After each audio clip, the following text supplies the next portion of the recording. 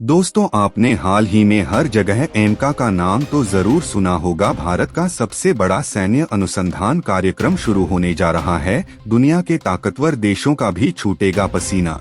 एमका को मंजूरी के पीछे की इनसाइड स्टोरी जानिए। भारत का सबसे बड़ा सैन्य अनुसंधान कार्यक्रम शुरू होने जा रहा है, जिसके तहत अगली पीढ़ी के लड़ाकू jet advanced multirole combat aircraft AMCA का निर्माण होगा। ऑपरेशन सिंदूर के जरिए जहां एक तरफ पाकिस्तान के आतंकी ठिकानों को तबाह किया, वहीं दूसरी तरफ पूरी दुनिया को भारत में बने हथियारों की ताकत से भी रूबरू करवा दिया। भारत अपने डिफेंस सेक्टर को लगातार मजबूत कर रहा है। उसी क्रम में भारत का सबसे बड़ा सैन्य अनुसंधान और विकास कार्यक्रम शुरू होने वाला है। मंत्रालय ने अगली पीढ़ी के लड़ाकू जेट बनाने के लिए घरेलू, निजी और सार्वजनिक क्षेत्र की कंपनियों के बीच प्रतिस्पर्धा कराने का फैसला किया है। इस कार्यक्रम का नाम एडवांस्ड मल्टीरोल कॉम्बैट एयरक्राफ्ट है। इसके तहत 5वीं पीढ़ी का एक नया लड़ाकू जेट बनाया जाएगा। इनका कार्यक्रम भारत के लिए बहुत महत्वपूर्ण है। इससे भारत की वायुसेना और भी ताकतवर बनेगी, साथ ही देश में रक्षा उत्पादन को भी बढ़ावा मिलेगा।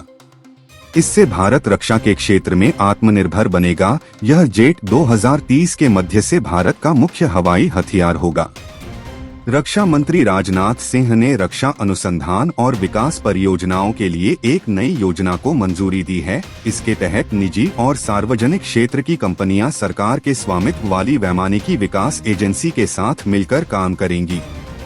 अदा इस लड़ाकू जेट को डिजाइन कर रही है। इस कार्यक्रम में Hindustan aeronautics limited, Tata advanced systems limited और अडानी डिफेंस जैसी कंपनियां हिस्सा लेंगी।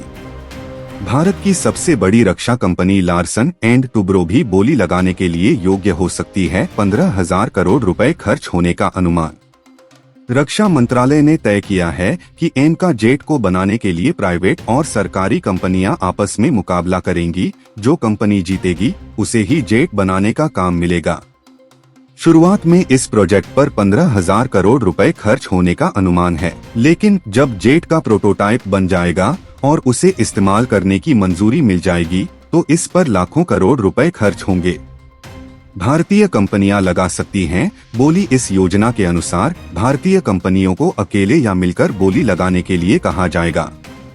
जो कंपनी बोली जीतेगी वह एमका जेट के प्रोटोटाइप बनाएगी, फिर जेट का बड़े पैमाने पर उत्पादन किया जाएगा। पहले बैच में 120 लड़ाकू जेट बनाने का ऑर्डर दिया जाएगा।